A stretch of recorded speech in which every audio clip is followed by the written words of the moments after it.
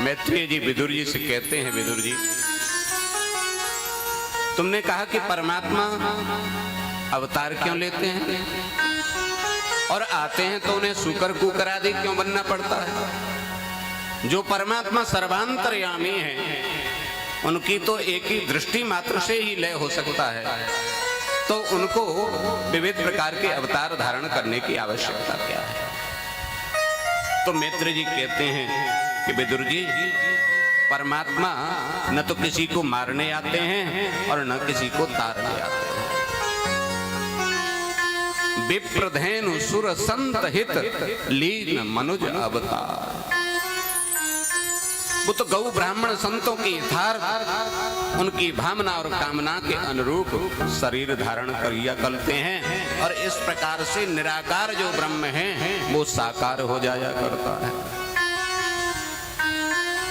अच्छा, हमारे जो ब्रज के लोग हैं ना, आप भी ब्रजवासी ही हैं, ब्रज क्षेत्र में ही आते हैं। ब्रज के जो भावुक रसिक संत लोग हैं वो तो निराकार को कुछ मानते ही नहीं, वो तो निराकार का अर्थ ही दूसरा करते हैं। वो कहते हैं निराकार माने जिस परमात्मा के निरे आकार हो वो होता है निराकार। भाई एक से ज्यादा जिसके आकार हैं वो निराकार हो गए,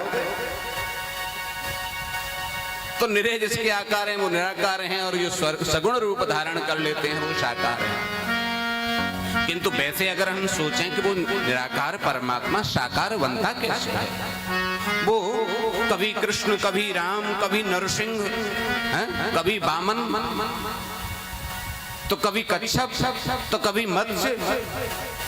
वो परमात्मा इन रूपों में कैसे परिवर्तित होते हैं?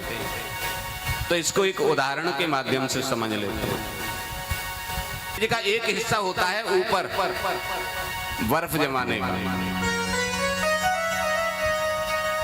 तो फ्रिज जब लेके आते हैं तो उसके साथ बर्फ जमाने के कुछ पात्र आते हैं, उसमें लोग बर्फ जमाते हैं।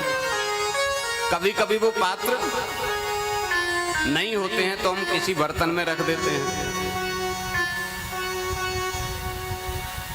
तो साकार और निराकार को समझ लेते हैं। निराकार साकार रूप में कैसे बनते हैं? जैसे जिस पानी को हम फ्रिज के अंदर, फ्रीजर के अंदर रखते हैं, उस पानी का कोई आकार होता है क्या? पीछे जो लोग बैठे हैं हाथ उठा के एक बार बताएं, कोई आकार होता है पानी का? कोई नहीं होता ना। किंतु जैसे ही एक गिलास में उस पानी को करके भर के हम फ्रीजर के अंदर रख देते हैं और 1 घंटे बाद जब निकालते हैं तो पानी का आकार कैसा हो जाता है? गिलास जैसा हो जाता है ना। क्या पानी का आकार गिलास जैसा होता है?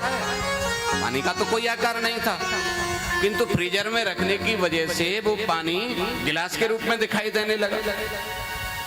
उसी पानी को हमने एक भगोने में भर के रख दिया, तब वो बर्फ निकलेगी तो कैसी निकलेगी? भगोने जैसी।